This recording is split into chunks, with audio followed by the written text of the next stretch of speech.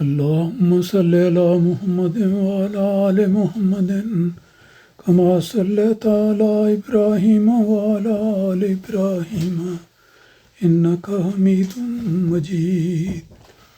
اللهم بارك على محمد وعلى آل محمد كما باركت على إبراهيم وعلى آل إبراهيم إنك حميد مجيد. درس حدیث کے سلسلے میں آج میں دو اہم حدیث آپ کی خدمت میں پیش کرنا چاہتا ہوں. یہ پہلی حدیث ترمذی کتاب سے لی گئی ہے. اس کے الفاظ اس طرح پر ہیں کہ رسول خدا صلی اللہ علیہ وسلم نے فرمایا: ثلاث من کن فیہ یسر اللہ عطفہ وادخلہ جنتہ رفق بالضعیف وشفقۃ علی الوالدین واحسان الی المملوک. ترمذی میں شامل ہونے والی یہ حدیث، اس کا ترجمہ اس طرح پر ہے کہ رسول پاک صلی اللہ علیہ وسلم نے فرمایا کہ جس شخص میں یہ تین باتیں پائی جاتی ہیں، اللہ تعالیٰ اس کی موت کو آسان کر دیتا ہے اور اسے اپنی جنت میں داخل کرتا ہے.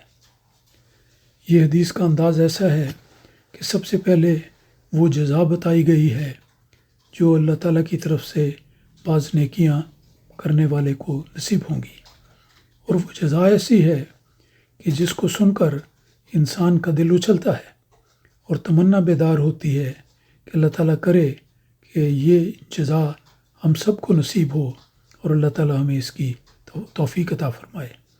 جزا پہلے سن لیتے ہیں، ان خوبیوں کا ذکر اس کے بعد آتا ہے. فرمایا کہ جس شخص میں تین باتیں پائی جائیں، تین ایسی خوبیاں ہیں جن کا بھی ذکر آئے گا. اگر کسی شخص میں یہ تین خوبیاں پائی جاتی ہیں تو اللہ تعالیٰ اس کو ایک یہ جزا یہ دے گا کہ اس کی موت کو آسان کر دیتا ہے. یہ ایک بہت بڑی جزا ہے جو ایسے آدمی کو دی جائے گی جو ان تین خوبیوں کا مالک ہوگا. موت آسانی سے آ جائے، موت تو آنی ہے، لیکن موت آسانی سے آ جائے، یہ اللہ تعالیٰ کی بڑی بخشش، بڑی عنایت اور بڑا احسان ہے. اس کی ہر شخص کو تمنا ہونی چاہیے. اور پھر یہ کہ اسے اپنی جنت میں داخل کرتا ہے. جنت میں جانے کا یقینی ایک نوٹ اور یقینی وعدہ اس میں بیان کیا گیا ہے کہ جو شخص یہ تین خوبیاں اپنے اندر رکھتا ہوگا، اللہ تعالیٰ اس کو موت بھی آسان کرے گا اور جنت میں داخلہ بھی اس کا یقینی ہوگا. اب سنیے کہ وہ کون سی باتیں ہیں جو رسول پاک صلی اللہ علیہ وسلم نے فرمائیں کہ ان لوگوں کو کی یہ جزا ہوگی. فرمایا کہ کمزوروں کے ساتھ نرمی کرنا. دیکھیں، انسان اپنے ساتھی، ہم پلہ لوگ یا اپنے سے جو زیادہ طاقتور یا اثر و رسوخ رکھنے والے ہیں، ان کے ساتھ تو نرمی کرتا ہی ہے، اپنے افسران کے ساتھ، بڑوں کے ساتھ. تو کمزور لوگوں کے ساتھ نرمی کرنا یہ ایک بہت بڑی نیکی ہے. ہمیں ہمیشہ معاشرے میں دائیں بائیں بہت سے ایسے لوگ نظر آتے ہیں جو کئی لحاظ سے کمزور ہوتے ہیں. کمزور سے مراد صرف جسمانی کمزوری نہیں، بلکہ ان کی عمر کا تقاضا بھی ہوتا ہے، بڑی عمر کے ہیں. پھر ایسے بھی ہیں جن کا کوئی وہ ایسی پوزیشن میں نہیں کہ کوئی کسی کو ہدایت دے سکیں یا حکم دے سکیں. کمزور، کم گو انسان، کمزور انسان، یہ سارے اس میں آتے ہیں. تو ایسے کمزور لوگوں کے ساتھ نرمی کا سلوک کرنا، احترام کا سلوک کرنا اور ان کو احترام سے نوازنا، یہ ایک بہت بڑی خوبی ہے جس کا اجر پہلے ذکر ہو چکا ہے. دوسرا فرمایا کہ بڑی نیکی یہ ہے کہ والدین پر شفقت کرنا. والدین پر شفقت سے مراد والدین کا احترام، ان کی عزت کو قائم رکھنا، ان کے ساتھ حسن سلوک کرنا اور عزت و احترام کے ساتھ پیش آنا، اور ان ہر بات کی ہدایت جو وہ نصیحت کریں، جو بات بیان کریں، اس کو توجہ سے سننا، ادب کرنا، احترام کرنا، ان کی باتوں پر عمل کرنا. یہ ساری باتیں والدین کے پر شفقت کے ضمن میں آتی ہیں. اور ایک بات یاد رکھنی چاہیے کہ قرآن مجید میں اللہ تعالیٰ نے ایک دعا سکھائی ہے. والدین کی قربانیوں کا ذکر کرنے کے بعد اللہ تعالیٰ فرماتا ہے کہ دعا یہ کرنی چاہیے، رب ارحمہما کما ربیانی صغیرا، کہ اے میرے رب میرے دونوں والدین پر، ماں پر بھی اور باپ پر بھی، والدین پر رحم فرما کما ربیانی صغیرا، کیونکہ جب میں چھوٹا تھا تو انہوں نے میری پرورش کی تھی، میں ان کا ممنون احسان ہوں۔ تو یہ دوسری نیکی ہے جس کو ہمیشہ یاد رکھنا چاہیے اور کبھی بھولنا نہیں چاہیے۔ اور تیسری نیکی رسول پاک صلی اللہ علیہ وسلم نے یہ فرمائی کہ یہ عظیم الشان جزا کہ اللہ تعالیٰ کسی کی موت کو آسان کر دے اور جنت میں داخلے کو یقینی بنا دے، اس کے لیے تیسری بات جو ضروری ہے کرنے والی وہ ہے کہ ماتحتوں اور غلاموں اور نوکروں پر احسان کرنا۔ یہ ایک بہت بڑی خوبی ہے جس کو اختیار کرنا چاہیے اور ہمیشہ مد نظر رکھنا چاہیے۔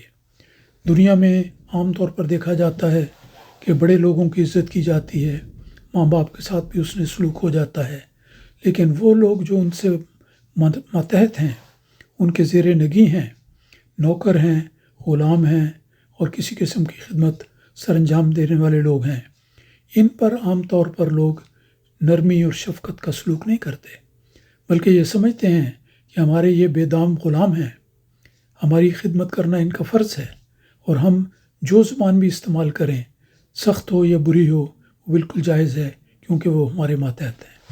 لیکن رسول خدا صلی اللہ علیہ وسلم نے فرمایا کہ جو شخص اپنے مملوک کے ساتھ احسان سے پیش آتا ہے، یعنی اپنے ماتحتوں اور غلاموں اور نوکروں پر احسان کرتا ہے، اللہ تعالیٰ اسے دو عظیم الشان انعامات سے نوازے گا۔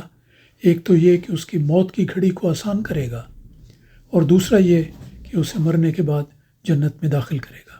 تو یہ دونوں باتیں ایسی ہیں جس کے حاصل کرنے کی تمنا ہر شخص کے دل میں ابھرتی ہے، اور وہ چاہتا ہے کہ میرے لیے یہ چیز میسر آ جائے کہ مرنا تو ہے ہی، لیکن موت کی گھڑیاں آسان ہو جائیں، اور پھر مرنے کے بعد اللہ تعالیٰ اپنے کرم سے مجھے جنت میں داخلے کی توفیق عطا فرمائے۔ تو یہ دو باتیں جس نے حاصل کرنی ہیں وہ ان تین باتوں کا ہمیشہ خیال رکھے جو اس حدیث میں بیان کی گئی ہیں۔ درس کی دوسری حدیث یہ ہے جس کے الفاظ اس طرح پر ہیں کہ رسول پاک صلی اللہ علیہ وسلم نے فرمایا، من صلی علیہ صلاۃً واحدۃً صلی اللہ علیہ عشر صلوات وحطت عنہ عشر خطیات ورفعت لہ عشر درجات۔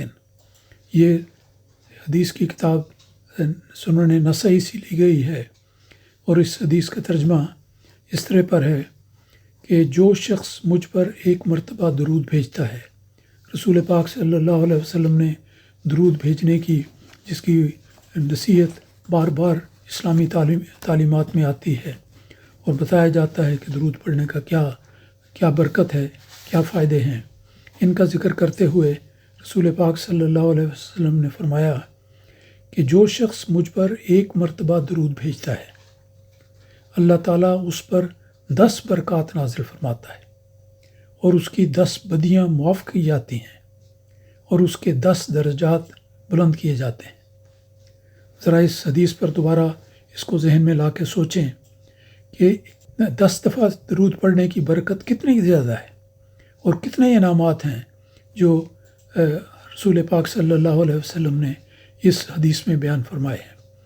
آپ کا اس کا ترجمہ دوبارہ سن لیں۔ آپ نے فرمایا کہ جو شخص مجھ پر ایک مرتبہ درود بھیجتا ہے، ایک مرتبہ درود رسول پاک صلی اللہ علیہ وسلم پر سچے دل سے، دل کی گہرائی سے بھیجتا ہے، تو اللہ تعالیٰ اس کو کیا درجات دیتا ہے، کیا انعامات اللہ تعالیٰ نے اس کے لیے مقدر رکھے ہیں۔ فرمایا کہ اس ایک مرتبہ کے درود بھیجنے سے اللہ تعالیٰ اس شخص پر 10 برکات نازل کرتا ہے، ایک برکت نہیں 10 برکات نازل کرتا ہے، اور اس کی 10 بدیاں معاف کی جاتی ہیں، ایک بدی نہیں بلکہ 10 بدیاں اللہ تعالیٰ ایک درود کی برکت سے معاف فرما دیتا ہے۔ اور فرمایا کہ اس کے 10 درجات بلند کیے جاتے ہیں، کہ ایک درود پڑھنے سے ایک درجہ بلند نہیں ہوتا بلکہ 10 درجات بلند کیے جاتے ہیں۔ اس پر غور کیا جائے تو انسان کا دل اس تمنا سے بھر جاتا ہے کہ مجھے یہ ساری برکات ضرور نصیب ہوں۔ تو اس کا ذریعہ رسول پاک صلی اللہ علیہ وسلم نے یہی بیان فرمایا ہے۔ اچھی طرح سن لینا چاہیے، یاد رکھنا چاہیے، اور رمضان کے ان دنوں میں خاص طور پر اس کا اہتمام کرنا چاہیے کہ یہ ہمیشہ ہمیش کے لیے ہماری ایک عادت اور طریق بن جائے۔ ہم ہر روز بارہا رسول پاک صلی اللہ علیہ وسلم پر درود بھیجنے والے ہوں۔ یہ باتیں جن کے ذکر کیا گیا کہ ایک مرتبہ درود بھیجنے سے 10 برکات نازل ہوتی ہیں، 10 بدیاں انسان کی معاف کر دی جاتی ہیں، اور اس کے 10 درجات بلند کر دیے جاتے ہیں۔